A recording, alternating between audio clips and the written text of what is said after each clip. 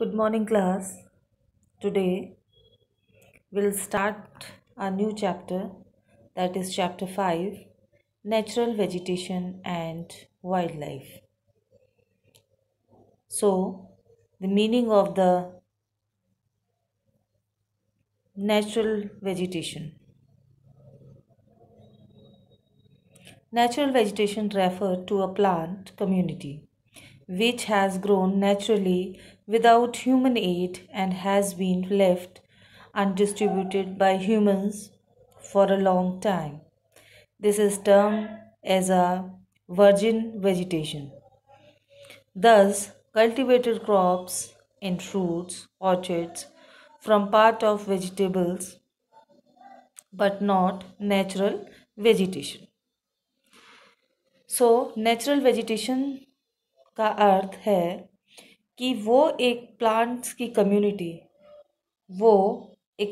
Community जो कि अपने आप हमारे चारों तरफ नेचुरली ग्रो कर जाती है, उसमें किसी भी ह्यूमन एड की ज़रूरत नहीं होती। ह्यूमन एड की ज़रूरत से मतलब है कि ना हमें प्रॉपर बीज डालना पड़ता है, ना हमें प्रॉपर पानी डालना पड़ता है, लेकिन फिर भी हमारे चारों तरफ जो वनस्पति ग्रो कर जाती है, वो ही जो वनस्पति है वो हमारी नेचुरल वेजिटेशन है। उसमें घास, फूल पत्तियाँ, पेड़ पौधे, छोटी छोटी झाड़ियाँ, इस तरह की वनस्पतियाँ आमतौर पे देखी जाती हैं जो without any human aid, without any human help जो ग्रो कर जाती हैं, वही हमारी नेचुरल वेजिटेशन है। अब नेचुरल वेजिटेशन को जब हम स्टडी करते हैं तो उसमें एक टर्म आती है, बार बार एक वर्ड यूज़ होता है, flora and fauna. So students, do you know what is the meaning of flora and fauna? Okay, I will tell. The term flora is used to denote plants of a particular region. ठीक है, flora का मतलब होता है कि plants, किसी एक particular area में ग्रो करने वाले प्लांट्स, नेचुरल वेजिटेशन, ये उस जगह की फ्लोरा होती है। And what is fauna? Fauna is the species of animals are referred as fauna. उस पर्टिकुलर एरिया, उस पर्टिकुलर रीजन में जो एनिमल्स की स्पीशीज रहती है वो वहाँ का फौना कहलाता है। तो इसलिए जब हम natural vegetation and wild life को पढ़ते हैं तो फ्लोरा और फौना वर्ड एक साथ आते हैं। क्यों? क्योंकि किसी भी जगह की नेचुरल वेजिटेशन, जहाँ एक तरफ हरी घास, पेड़ पौधे, पत्तियाँ इन्हें ग्रो करती है, साथ ही साथ वहाँ पे बहुत सारी एनिमल स्पीशीज़, बर्ड्स अपने आप में नेचुरली ग्रो करते हैं। So flora and fauna natural vegetation का बहुत ही इम्पॉर्टेंट पार्ट है। So hope you understand the meaning of flora and fauna. Now next we come to some important factors जो कि रिस्पॉन्सिबल होते हैं किसी भी जगह की फ्लोरा और फौना को नेचुरली ग्रो करने के लिए। इनमें जो सबसे इम्पॉर्टेंट फैक्टर है जो किसी भी जगह की natural vegetation and wild life को इफ़ेक्ट करता है डायरेक्टली और indirectly, that is our land. Land effects the natural vegetation directly and indirectly. How? ये हम सब अंदाज़ा लगा सकते हैं कि किसी भी जगह की लैंड, किसी भी जगह की भूमि, जगह, मिट्टी पर्टिकुलर हमें वहाँ की नेचुरल वेजिटेशन और वाइल्ड लाइफ को डायरेक्टली इफ़ेक्ट करती है और इनडायरेक्टली भी इफ़ेक्ट करती है। क्यों? The nature of land influence the type of vegetation. The fertile leaves is generally devoted to agriculture, and the rough grasslands, woodlands develop and give shelters to variety of wildlife. जो important हमारी fertile land है वो हमारे लिए agriculture के काम में आती है, जबकि जो हमारे पुराने ग्रास लैंड्स, अनयूज लैंड्स हैं, वो हमारी वाइल्ड लाइफ के शेल्टर के रूप में काम करती है। सो जो हमारी लैंड है वो हमारे लिए डायरेक्टली और इनडायरेक्टली नेचुरल वेजिटेशन को इफ़ेक्ट करने का एक बहुत बड़ा साधन है। उसके बाद the other one important point is soil. The soil also very important for different types of vegetation. Different type की सॉइल में डिफरेंट टाइप की वेजिटेशन ग्रो करती हैं।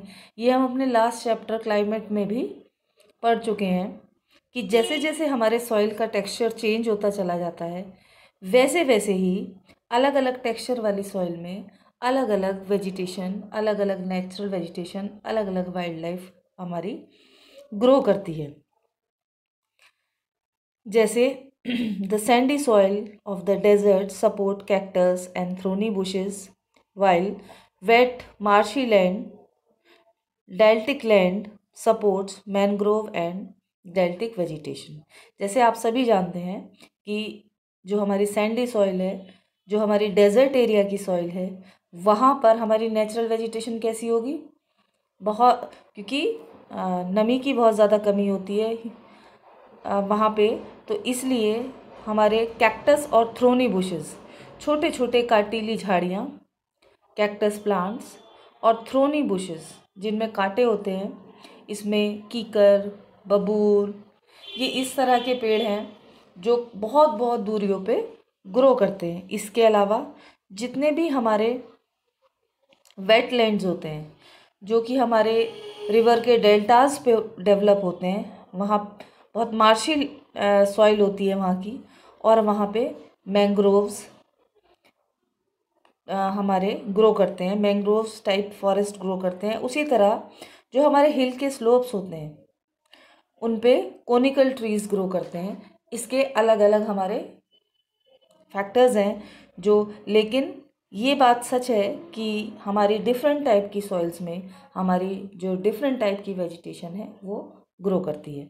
ऐसा नहीं है कि हर एक जगह एक जैसी ही वेजिटेशन पाई जाती है। इसके पीछे जो सबसे बड़ा फैक्टर है वो हमारा सॉइल है। सॉइल यदि ड्राई है तो वहाँ पे थ्रोनी बुशेस और कैक्टस टाइप की वेजिटेशन मिलेगी, और अगर हमारी वेटलैंड है तो वहाँ पे हमारे जो मैंग्रोव्स टाइप फॉरेस्ट हैं वो ग्रो करेंगे, वाइल हिल एरियाज़ पे, हिली स्लोप्स पे हमारे कोनिकल ट्रीज़ ग्रो करेंगे। So the next important factor that affect the natural vegetation, that is temperature. The character and extent of vegetation are mainly determined by temperature along with humidity in the air, precipitation and soil. On the slopes of the Himalayas and the hills of the peninsula above the height of 915 meters, the fall in the temperature affects the types of the vegetation and its growth and changes it from tropical to subtropical, temperate and alpine vegetation. So students, जैसे जैसे हमारा temperature बढ़ता है उसमें जो humidity है वो हमारी कम होती चली जाती है, और जैसे जैसे हमारा टेम्परेचर कम होता चला जाता है, जैसा हमारा हिमालय रीजन्स के स्लोप्स हैं, तो वहाँ पे जो हमारा टेम्परेचर है वो नेचुरल वेजिटेशन को डायरेक्टली, हमारी नेचुरल वेजिटेशन की ग्रोथ को डायरेक्टली और इनडायरेक्टली दोनों तरह से इफ़ेक्ट करता है। So the temperature is also a major factor for affecting the natural vegetation and wildlife of a particular region. So these are some important factors. One another important factor that affect the natural vegetation and wildlife is rainfall. जिस area को जितनी अच्छी rainfall मिलेगी, या इसको ऐसे भी बोल सकते हैं कि जिन एरियाज़ में हैवी रेनफॉल हमें मिलती है उन एरियाज़ में हमारी जो नेचुरल वेजिटेशन है वो बहुत ही रिच होती है, यानी लंबे लंबे पेड़, पूरे साल हरे भरे रहने वाले जंगल, और इन जंगलों में स्मॉल बुशेस, छोटी छोटी झाड़ियाँ पूरे साल देखने को मिलती हैं। जबकि जिन एरियाज़ में रेनफॉल हमारा 70 सेंटीमीटर या उससे कम मिलती है, उन एरियाज़ में हमारी वेजिटेशन के नाम पे हमें थ्रोनी श्रब्स या छोटी छोटी कटीली झाड़ियाँ ही देखने को मिलती हैं। So rainfall is also one of the important factor that affect the natural vegetation and wildlife of a particular region. Rest of the topics we'll discuss in our new next coming video that will upload tomorrow. Thank you so much.